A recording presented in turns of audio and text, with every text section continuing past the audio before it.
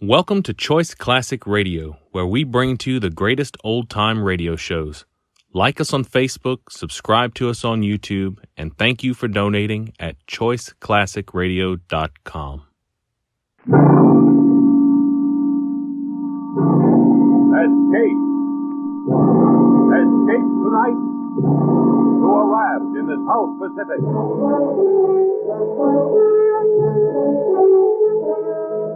The Columbia Broadcasting System and its affiliated stations present Escape, produced and directed by William N. Robson.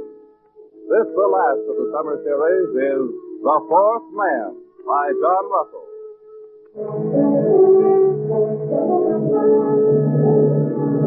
Noumea in the South Pacific. To a generation of French criminals, a word to be uttered in the same terrified breath with Devil's Island.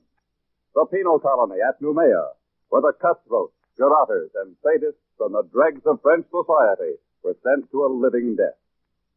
Tonight we invite you to escape from Noumea in John Russell's The Fourth Man.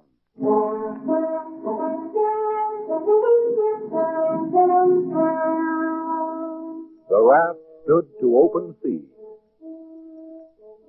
A mat of pandanus leaves served for its sail, and a paddle of wood for its helm.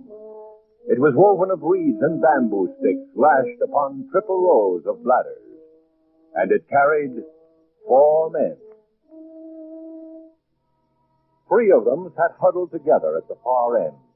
Their bodies were blackened with dried blood, and the hair upon them was long and matted. They wore only the rags of blue convict uniforms. On wrist and ankle, they carried their mark, the dark and wrinkled stain of the manacles. There was Dubose, doctor, man of the world, murderer. Friends, the thing is done. And Fenneru, forger, ladies' man, weakling, coward. Yes, we've escaped. And the one known as the Parrot, thief and cutthroat. So far, so good. And by the way of celebration, gentlemen, may I offer you cigarettes? Cigarettes? Doctor, you're a marvel, a magician. Look at them. White and fresh as though they just came from the package. How did you do it? Oh, every 6 months there are about 75 escapes from Noumea, and not more than one succeeds. Ours would be that one, I knew. So, 3 weeks ago, I bribed the night guard for these very cigarettes, so that we might sit here, my friends, as we are doing, and celebrate. I want a light. A light for the pet.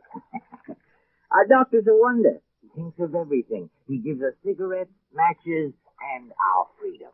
Wait till you've got your 2 feet on the pavement again. That'll be the time to sound off about freedom. To wear starched collars again. To stroll the girl, clean and fresh from her bath, down the Place de la Concorde, the Rue de Rivoli. Suppose we get a storm. It's not the season of storms. Just the same. Suppose we get a storm. Okay, my friend. You must not be so impatient. Remember, we were convicts back there, festering in oblivion. Now we are men raised from the dead. Suppose we get a storm. You've got a gift of speech, Doctor. But where's the ship that was going to meet us here? This is the day, as agreed. It will meet us. The wind will blow us to China if we keep on. We can't lie any closer to shore. There's a government launch at Torreon. And I doubt if the native trackers have given us up. Careful, Parrot. The natives will eat you yet. I've heard about that. Is it true, Doctor, that they'll keep all the runaways they can capture to fatten on? Oh, they prefer the reward still. I doubt if they've entirely lost the habit of cannibalism. Piece by piece, Parrot. First they'll pamper you. Then they'll make a stew out of your brains. Oh, they won't miss a thing. Shut up, Fenneru. The filthy brutes. Oh, I almost forgot. We have one of them with us.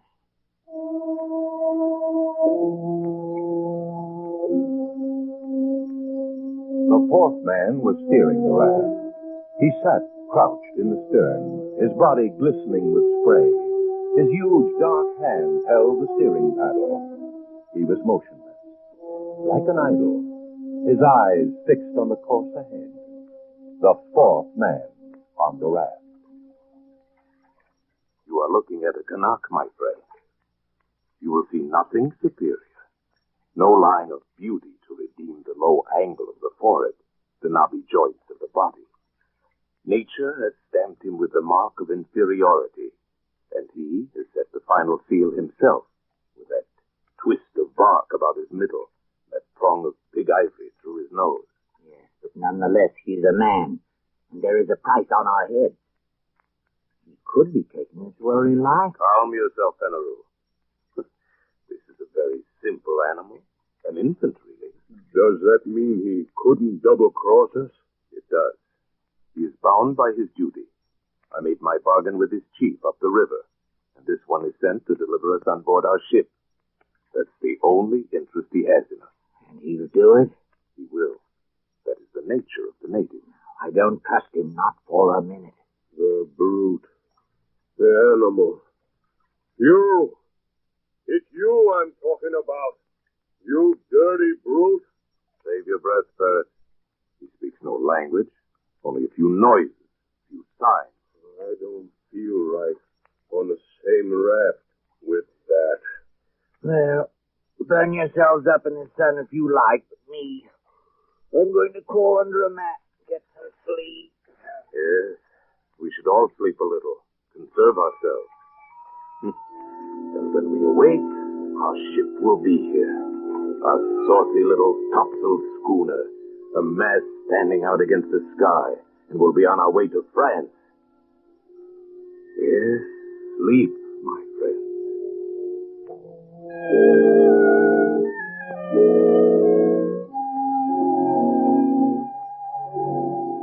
The two younger convicts dozed under the heat of the day, but not the doctor. He stood once again to sweep the skyline under his shaded hand. His plan had been so careful, so precise. He had counted absolutely on meeting the ship, a small schooner, one of those flitting, half-piratical traders of the Copra Islands that can be hired, like cabs in a dark street, for any sinister enterprise. And there was no ship, and there was no crossroads where one might sit and wait.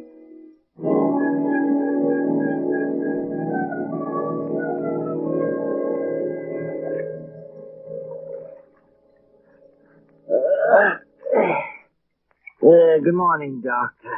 It's afternoon, Penaroo. Oh, yes, so it is. I slept like a corpse.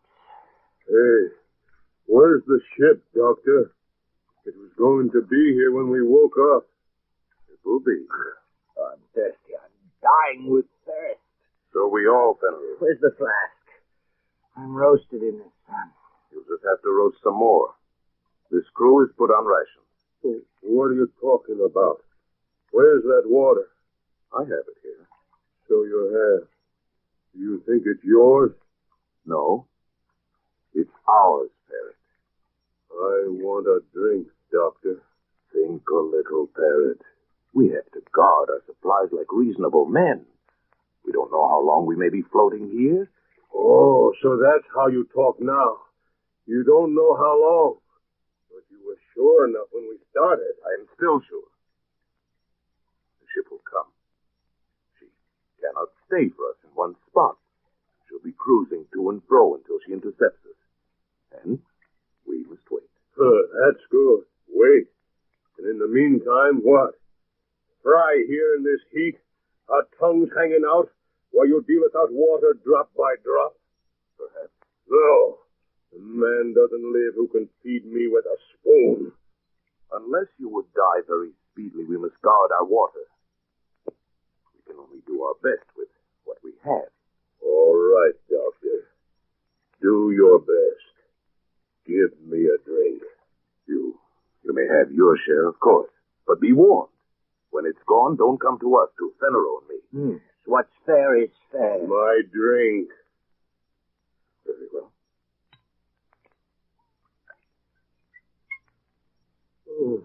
A thimbleful. 1 thimble. This way we should have enough for 3 days, maybe more, with equal shares among the 3 of us. That's right. There are only 3 of us. You were thinking of him, General, of our pilot? He looks somewhat like us, doesn't he? But his body has never known clothes, his feet shoes. His heart has never known the swelling that comes with feelings of love or beauty. His mind has never known a single thought. Look at us 3, gentlemen. You, Fenero, a forger. You, Barrett, a thief. And I, Dr. Dubose, of Paris and Marseille, a murderer. And yet, we are civilized men, and this is a savage animal. And our provisions are for civilized men only.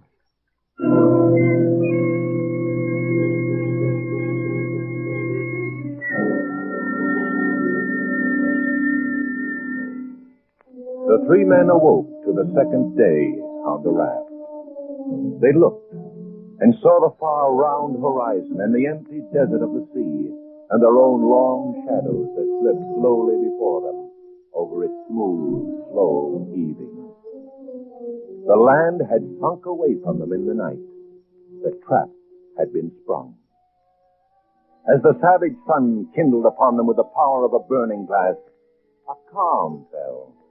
An absolute calm. The air hung, waited. The sea heaved and fell in polished undulations.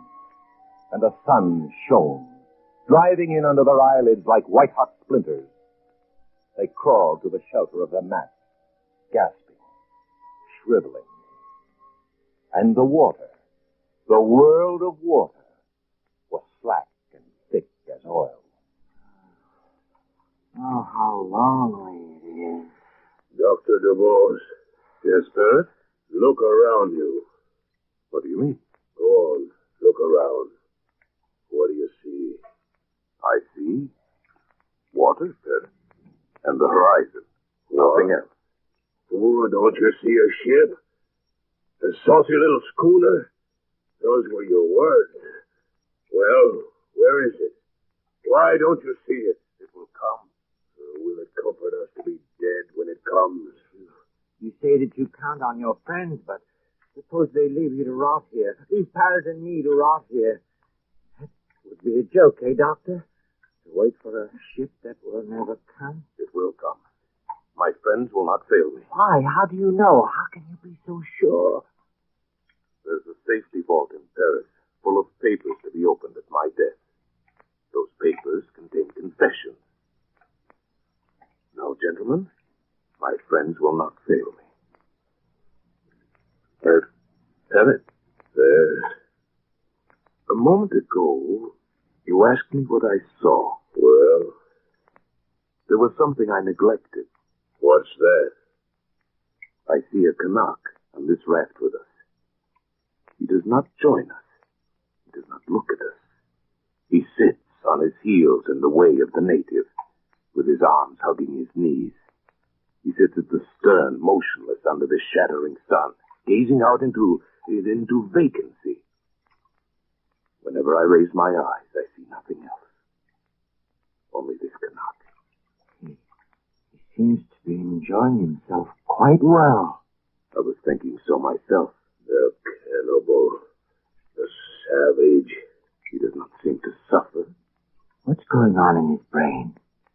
What does he dream of there? Looks as though he hates us. Dirty rat. Maybe he's waiting for us to die. Maybe he's waiting for the reward. At least he wouldn't starve on the way home. He could deliver us piece by piece. How does he do it, Doctor? Hasn't he any feeling?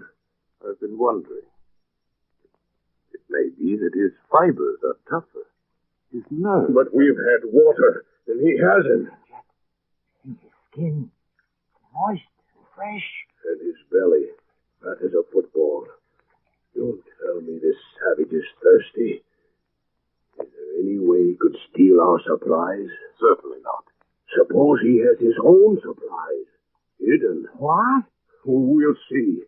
Search the rat. Come on, we learn his secret. There, look under the mat. Tear it apart. Push him aside. Anything there? No. Gentlemen. You were mistaken. He has nothing hidden. You're wrong about him, Doctor. You say he has no understanding.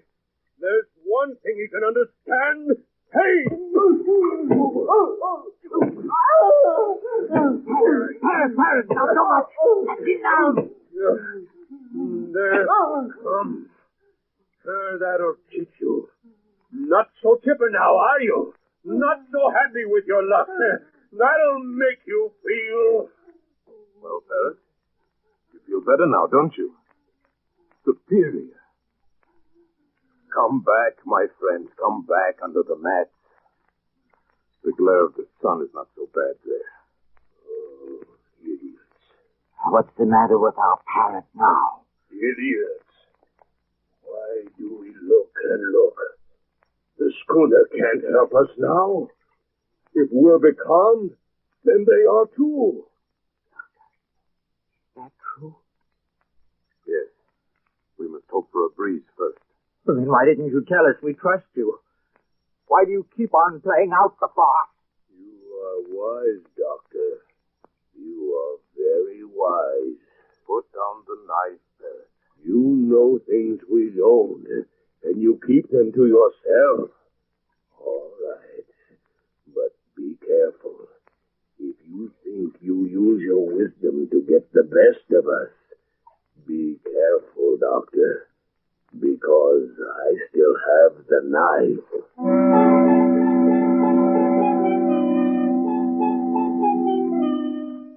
And so the days dragged by, the second, the third, and now it was the fourth day, and still there was no breeze, and still there was no ship. Oh, Doctor. Yes? What do you stare at? At him. At him, the native. The Canuck. Why? Look at him. And look at us. We are dying. Our powers are ebbing. And him? Naked, wild, brutish. He has yet to give the slightest sign of complaint or weakness. Doctor, is this a man or a fiend? A man. It is a man. A miracle. It is a man and a very poor and wretched example of a man. Why, you'll find no lower type anywhere. Look at his cranial angle, the high ears, the heavy bones of his skull. Why, he's scarcely above an ape. And what? He has a secret. A secret? But we see him. Every move he makes, every minute. What chance has he for a secret? Absurd. Here are we three, children of the century, products of civilization. And here is this savage who belongs before the Stone Age. Is he to win this struggle? Absurd. What kind of secret? I can't say. Perhaps some method of breathing, some strange posture he uses to cheat the sensations of the body. Such things are known among primitive peoples. Known and jealously guarded. Like the properties of certain drugs, the uses of hypnotism. Who knows? We can know. We can find out. Would you ask him? Useless. He would not tell. Why should he? We scorn him. We give him no share with us. We abuse him. So he falls back upon his own expedients. They are the means by which he has survived from the depths of time, by which he may yet survive when all our wisdom is dust. There are a number of ways of learning secrets. I know them all. It would be useless. How could he stand any torture you might invent? You saw how he behaved before? No, that's not the way. Oh, listen to my way. I'm tired of all this talk. You say he's a man. All right, then he has blood in his veins. At least we could drink. No, it would be too hot. It would be salt. Well, kill him then and throw him over the side. Let's be rid of the thing. We gain nothing. Then what do you want?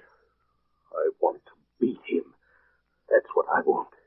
To beat him at the game. For our own sakes, for our racial pride, we must. To outlast him. To prove ourselves his masters. Watch him. Watch him closely, my friend. Watch? I'll watch, all right, my good doctor.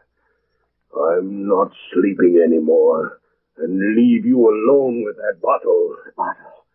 The bottle. I've been meaning to discuss our rations with you. Have you? We're running very short. I'm afraid we must cut down again. And what are we cut to?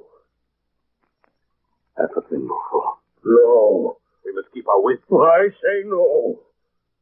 All right. Then we'll put it to a vote. You say no. I say yes. Fenneru.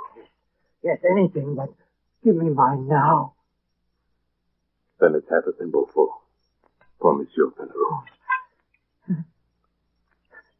Your share, Fenneru. More, I'll die. Give me more. No more today. You must. Doctor. No more today. Look, a ship. Oh, at last. Where is it? I don't see any ship. It's a trick. Look, Fenneru. He has the bottle. You dirty thief. Look at him. You killed him with that oar. What about the bottle? Yes, there's some left. You caught him just in time. And you caught the bottle just in time. It seems I did. And there is no ship. There will be no ship. We are done. Because of you and your dirty promises that brought us here. Doctor. Liar. Fool. Don't come any closer. Unless you want this flask broken over your head. No. Oh, I wouldn't want that. Wait. Just think, Parrot. Why should you and I fight? We can see this trouble through and win yet.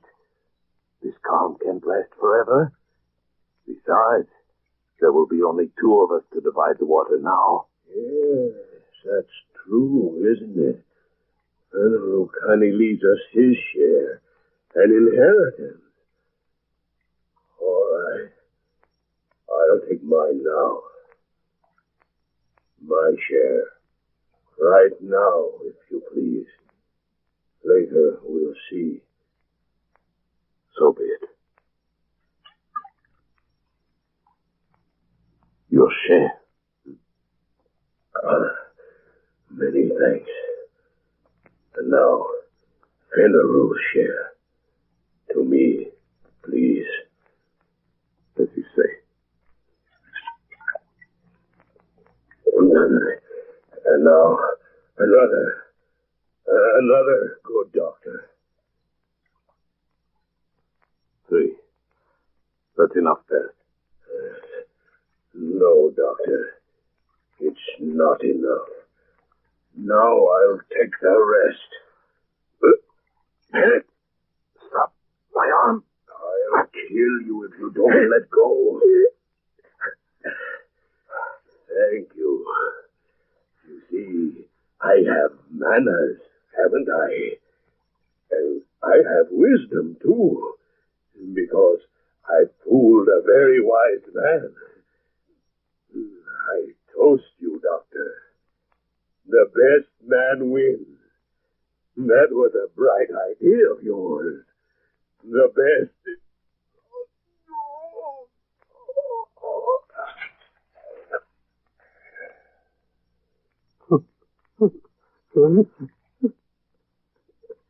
So the best man wins, is that?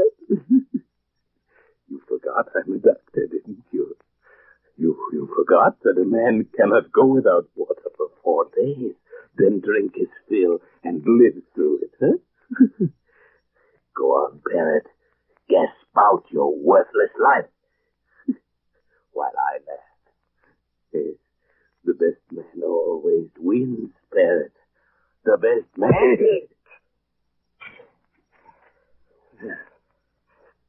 So, best man wins, yes, Doctor. You forgot my knife, didn't you? Forgot me lying at your feet. Gave me up for dead, didn't you?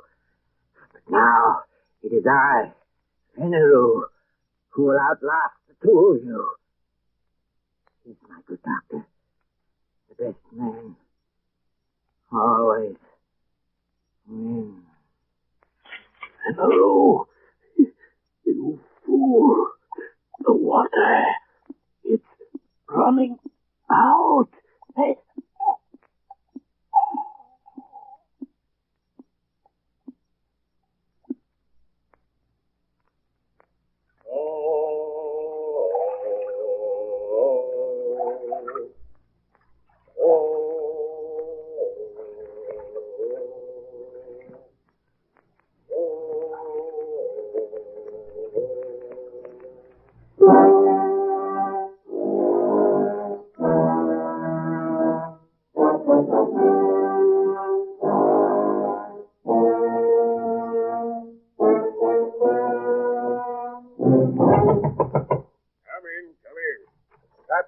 Longboat's back, sir. All right, send Marteau in. He's right here, sir. Bad luck, sir. The raft was here all the time, not 10 miles away from us. Ah, that calm. Well, where are they, the passengers? Oh, we're too late. They're all dead. All dead, huh? Yes, one stabbed to death, another skull crushed, the other fried by the sun. All dead. Well, then, all the better. Of course, there's nothing to feed. Yeah, but how are you going to... Hogsheads, my friend. The hogsheads in the afterhold. Fill them nicely with brine, and there we are. I don't understand. Oh, you're dull, Marteau. Very dull. The gentleman's passage is all paid. Before we left Sydney, I contracted to bring back 3 escaped convicts. Well, I'll bring them back. Pickled. So if you'll go back, Marteau, and bring them aboard for the trip, I'll be much obliged. Very well, sir. Oh, there's a 4th man on the raft, Captain. A Kanak. Still alive. What do we do with him? A Kanak? No word in my contract about any Kanak. Leave him there. He's only a savage. And so Dr. DuBose and Penaroo and the parrot went aboard for the long trip to their beloved Paris, their bodies pitching and rolling gently in the huge vats of brine. On the raft, the 4th man raised his head slightly as a wind freshened from the west. He watched until the schooner turned, shaping away for Australia, and disappeared over the rim of the horizon. Then he spread his sail of bandana sleeves and headed his raft eastward, back toward New Caledonia, back toward home. Feeling somewhat dry after his exertion, the native plucked a hollow reed at random from the rushes on his raft. Slowly, lazily, he stretched himself at full length in his accustomed place at the stern. He thrust the reed down deep into one of the bladders underneath the raft and slowly drank his fill of sweet water. He had a dozen such storage bladders remaining, built into the floats at intervals above the waterline, quite enough to last him safely home again.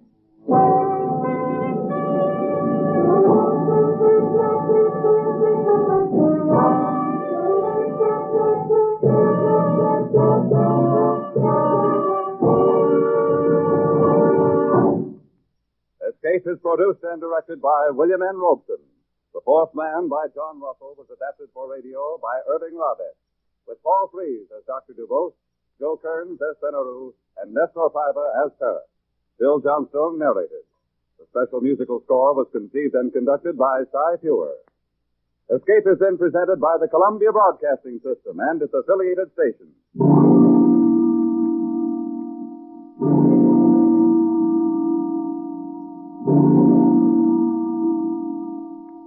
sure to be with us next Monday night when the Radio Theater returns to the air with Betty Davis and Glenn Ford starring in A Stolen Life. Remember, next Monday evening from 9 to 10 p.m. Eastern Daylight Time, the Lux Radio Theater starts its 14th year over CBS. The play, A Stolen Life. The stars, Betty Davis and Glenn Ford.